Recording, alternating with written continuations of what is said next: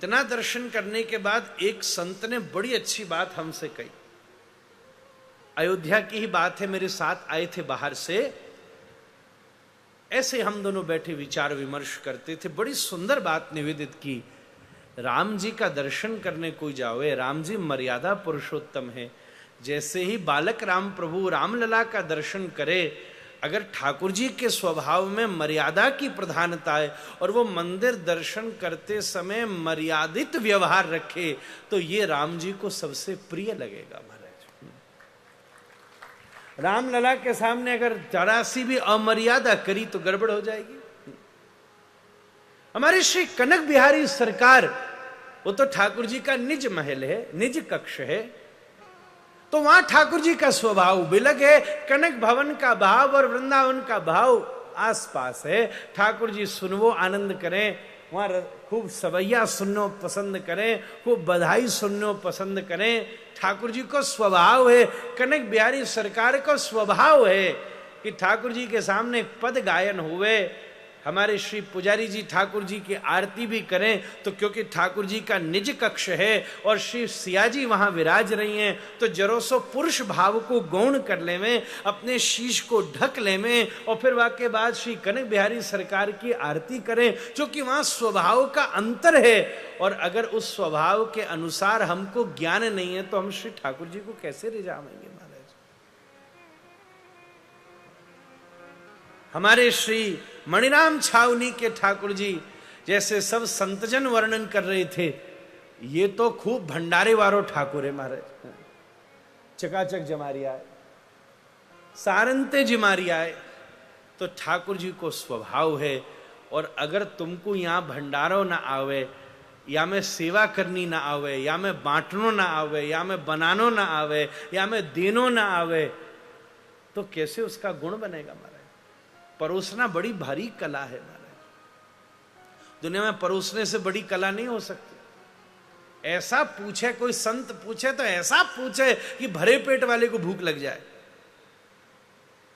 कोई कोई तो पहले ही ऐसे पूछ ले, आप खाएंगे तो नहीं ना, अब क्या खाएंगे मारे, पेलू केरो ना खाएंगे, खाएंगे तो नहीं, अरे क्यों ना खाएंगे, पूछ तो ला सामने। हाँ हाँ दद्यात हु दद्यात, हमारे यहां तो वाके बाद भी देने की विधान है महाराज। सबको स्वभाव है महाराज,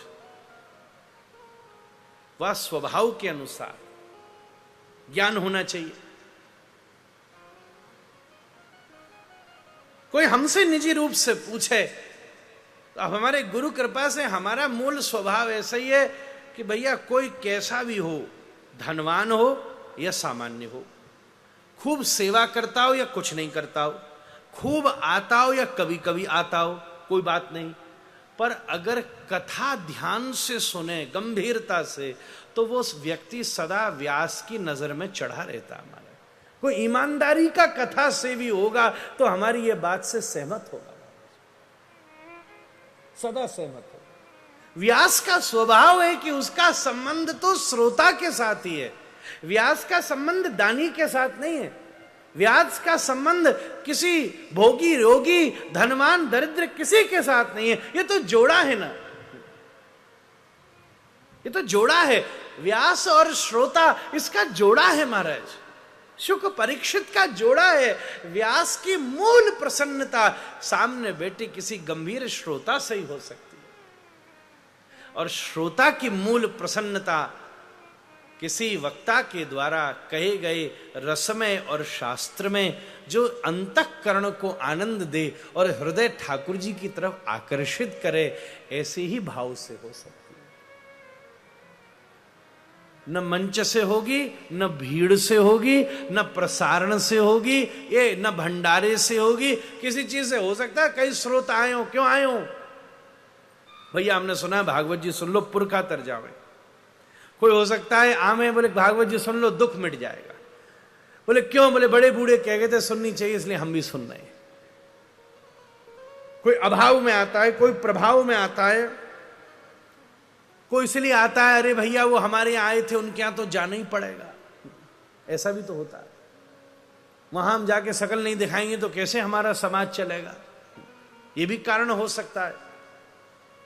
कोई भंडारे के लिए आ सकता है, कोई भोग के लिए आ सकता है, कई कारणों से आ सकता है, पर भैया एक मूल श्रोता का स्वभाव यही है, सब कारणों को छोड़ करके वो कथा में आनंद लेवे।